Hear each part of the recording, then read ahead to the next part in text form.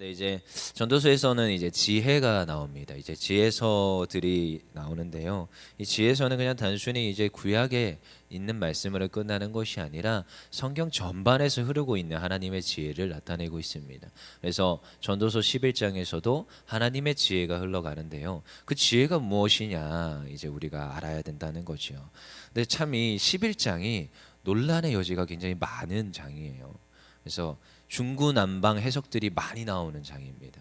말씀이 되게 현대에 적용이 된다는 거죠. 그래서 제가 몇 가지 알려드릴게요. 굉장히 재밌는 게 많아요. 네, 이제 뭐 첫 번째는 누구나 잘 아는 많이 구제하라는 거예요. 많은 사람들을 도와주라는 거예요. 그래서 우리 한번 1절을 볼까요? 그래, 많이 어떻게 도와주라는 거지? 1절 볼까요? 너는 내 떡을 뭐 해라? 물 위에 던져라. 여러 날 후에 차들 거예요. 그리고 2절에 7에게나 8에게나 나눠주라. 뭔가 굉장히 문자 그대로 맞는 말인 것 같잖아요. 나눠주라는 거예요. 물 위에 던지고. 근데 이게 맞을까? 이런 이제 말들을 많이 합니다. 그리고 뭐 이제 학계에서도 많이 그런 얘기도 하고 그래요. 근데 이제 두 번째, 이게 굉장히 최근에도 전도서에 주식 투자 이야기가 있다. 그러면서 핫한 그 이제 유머로 시작하는 거 있잖아요. 우리 핸드폰에 들어가거나 인터넷으로 가면 그 한참 그거 하는. 근데 굉장히 유명하신 분이 그런 또 설교를 하셔가지고 이게 굉장히 수면 위로 올라왔었어요. 전도서 11장 말씀이에요. 이게 뭐예요? 이제 자 투자하라는 거예요. 어디에 투자하라? 여기 또 분산 투자도 나옵니다. 잘 보십시오. 그래서 1절에 보니까 너는 내 떡을 물 위에 던져라. 여러 날 후에 도로 차들 거야. 이 당시에는 뭐냐? 무역에 투자라는 겁니다. 그러니까 옛날에는 이제 돈을 누가 거머쥐고 있었습니까? 해상을 장악하고 있는 이들이. 그래서 오죽했으면 저희 그 옛날 역사 공부를 하면은 뭐 장보고가 나오는 거고 뭐 그렇죠. 그래서 우리 물길 해가지고 이 한강 주변으로 해서 그 이제 돈이 유통이 되고 그랬었습니다. 그러니까 항상 그 물길에는 장사가 되고 그래서 성경에서도 항구 도시가 부유한 도시로 나옵니다. 그러니까 이 지금 어디에다 투자하라고요? 지금 무역에다가 해상에다가 지금 투자를 하라는 거예요. 근데 지금 우리나라 이제 지금 현대 시대에 접목을 하다 보니까 어디에 투자해라? 주식에 투자해라. 뭐 이런 형식으로 이야기가 된다라는 거죠. 그래가지고 한창 핫했습니다. 작년에. 근데 또 작년이란 재작년에도 또 그게 코로나 터지면서 또 그게 또 핫했잖아요. 근데 또 전도서에도 말씀이 있다는 거예요. 또 2절은 더 가관입니다. 이건 2절에 7에게나 8에게나 나눠줘라. 한 군데만 하지 말고 여러 군데다가 하라는 거예요. 이게 농담 같지만 이게 굉장히 핫했었어요. 이 구절들이. 이 전도서가. 근데 이제 이게 지혜라는데 진짜 그게 맞을까요? 여러분 그냥 상식적으로 우리 생각해 봅시다. 이게 그냥 문자 그대로 자꾸 해석하다 보니까 그럴 거라고 생각하는데 성경의 말씀이 진짜 그런 말을 할까요? 그러니까 우리가 조금만 생각해 보면 아니라는 것을 염두에 둘 수가 있습니다. 조금만 생각하면요. 성경에서 그런 말 잘 안 하거든요. 오죽했으면 천국소만 가져라. 이 땅에서는 헛되다. 지금 솔로몬이 그렇게 얘기를 했었는데 지금 분산 투자 얘기 나오고 지금 그런 얘기 지금 그러니까 헛되니까 다 나눠줘라. 그러면 이제 물론 여러 가지가 있겠지만 그것만 말하는 게 아닙니다. 이거는 굉장히 큰 이제 의미를 담고 있고 여기에서 이제 지혜라는 것은 결국 어디로 결부된다고요? 제가 계속 말하죠. 예수님으로 귀결이 될 수밖에 없습니다. 그러니까 요즘 이제 뭐 한편에서는 이런 해석들이 있지만 또 이제 한편에서 이제 굉장히 이제 전통 보수주의적이고 굉장히 성경을 성경대로 해석해야 되고 하나님 중심적 성경을 해석하시는 분들은 이 지혜에 대해서 어떻게 얘기하느냐? 예수님을 항상 얘기를 합니다. 그러니까 구약에서 무슨 예수님을 얘기하냐고요? 아니요. 구약은요. 예수님의 그림자예요. 예수님을 나타내고 있습니다. 여러분 제사법이 요즘 제사합니까?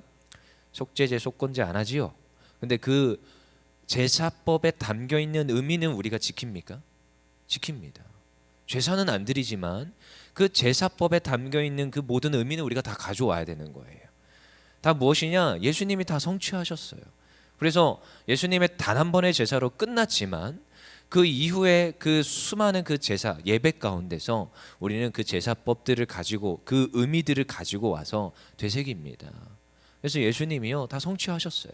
근데요 이미 제사법엔 누구의 사역이 담겨 있어요? 예수님의 사역이 담겨 있어요. 근데 구약에서 나오는 것들인데 무슨 예수님? 아니요, 예수님이 나옵니다. 오늘도 동일합니다. 그래서 우리가 한번 보자고요. 도대체 왜요? 왜요? 그래서 우리 1절을 다시 읽어볼게요. 너는 내 떡을 물 위에 던져라. 뭘 던지라고요? 떡을 던지라는 거예요. 근데 그 떡이 여러 날 후에 도로 찾는다는 것입니다. 떡이 무엇입니까? 그러면 이제 떡을 해석하는 데 있어서 우리는 예민해야 됩니다. 사실 요즘 굉장히 이제 핫하게 또다시 부상하고 있는 게 성경 읽기입니다.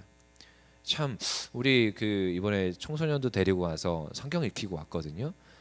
성경만 읽히는 수련회 저 처음 해봤어요. 사실은 처음 해봤어요. 근데 요즘 참 신기하죠. 우리 선생님들이 옛날에 했던 한 5년 전에 했던 걸 갑자기 다시 하자고 해가지고 저의 건의사항이 아니었습니다. 선생님들이 하재요. 자기네들이 원하오니 합시다. 그래요, 그럼 합시다. 했는데 요즘 또다시 핫하게 올라오는 게 무엇이냐? 성경 읽기입니다. 다시 말씀으로 돌아가자. 다시 우리가 텍스트를 보자. 말씀을 읽자. 근데 구약을 어떻게 읽자? 그리스도 중심적으로 읽자가 요즘 굉장히 중요한 하나의 이슈고요. 수많은 교회들이 하고 있습니다. 구약을 읽는데 무슨 중심이요? 예수 중심, 그리스도 중심. 성경을 읽는데 그냥 단순히 그냥 성경을 읽어 나가는 게 아니라 그리스도 중심. 여러분 맞는 말입니다. 오늘 1절에 내 떡, 이 떡이 무엇이냐? 떡은요, 성경에서 자주 등장하는 이 떡이라는 말은요, 예수님입니다. 왜 예수님이에요? 예수님이 이 떡에 대해서 풀이를 해줍니다. 우리 한번 찾아봅시다. 요한복음 6장, 우리 얼마 전에도 설교 들었어요. 작년에 들어서 까먹을지 모르겠지만 요한복음 6장 32절에 35절이에요.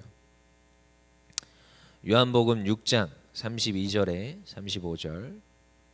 본문은 책갈피를 해놓으시고 잠깐 이제 요한복음 가서 예수님이 그럼 자신을 떡이라고 하셨는데 무슨 떡이냐고요? 요한복음 6장 32절에 35절.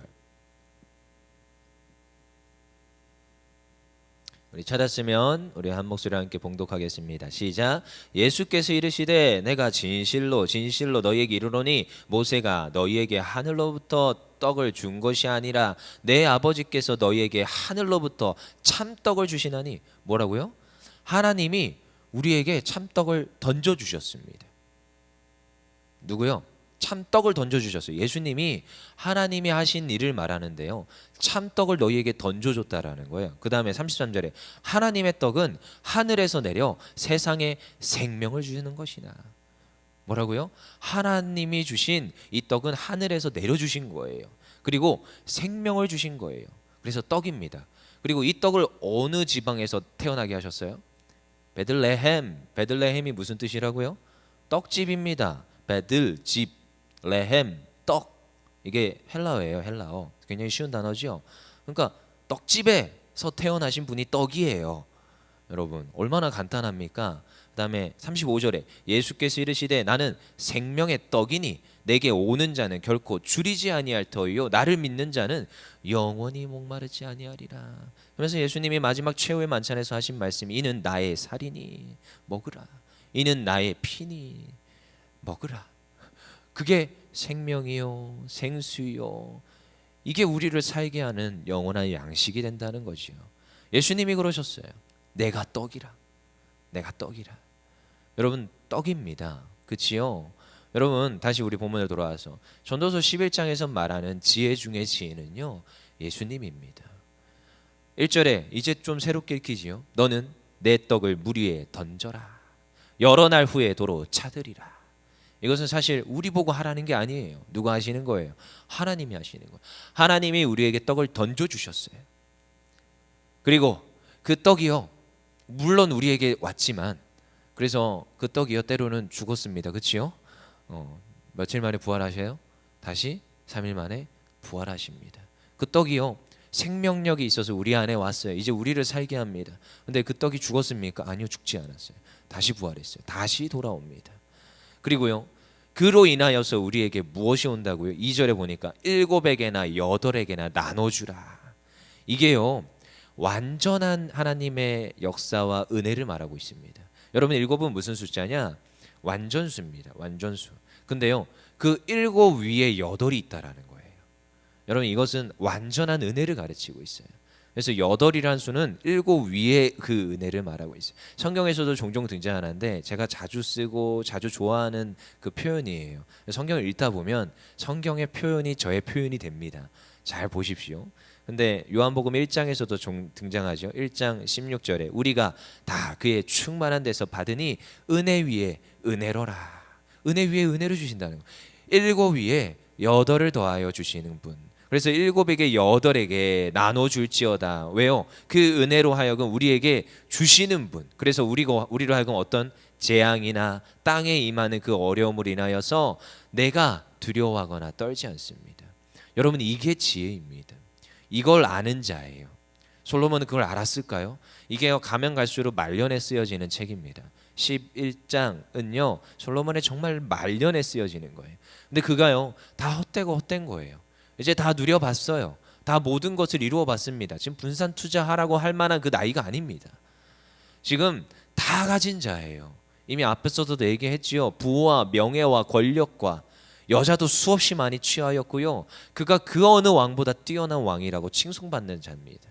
그렇지만 그게 다 뭐예요? 이제 육신이 늙어가고 이제 머리가 희끗희끗해지고 육신의 힘은 빠지고 내가 가진 건 결국 누구한테 물려줘요? 다른 이한테 물려줘야 돼요.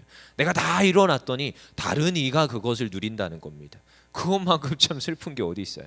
물론 내 자식이 내 자녀가 누리니까 그걸로 전 만족합니까? 아니요.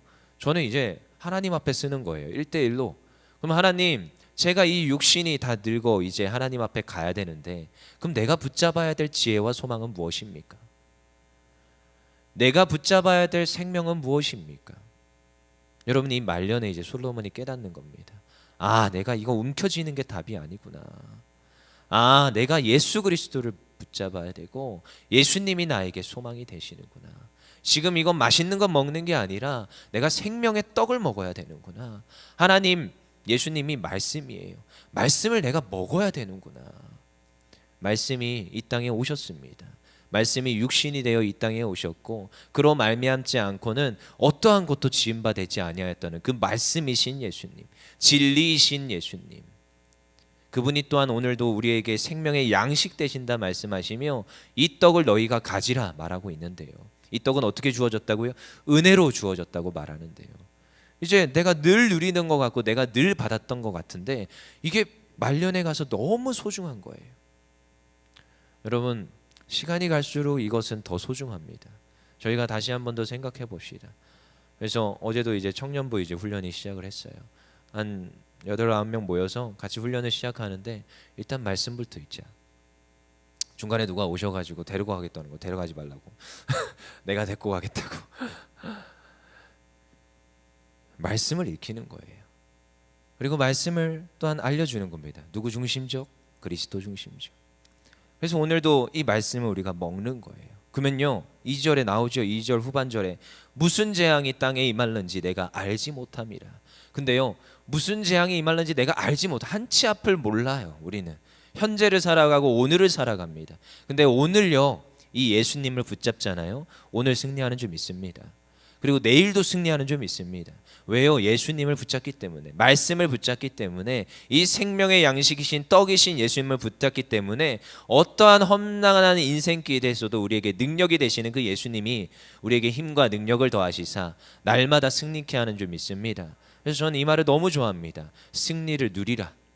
예수님이 이미 승리하셨어요. 모든 사망 권세를 깨뜨리셨어요.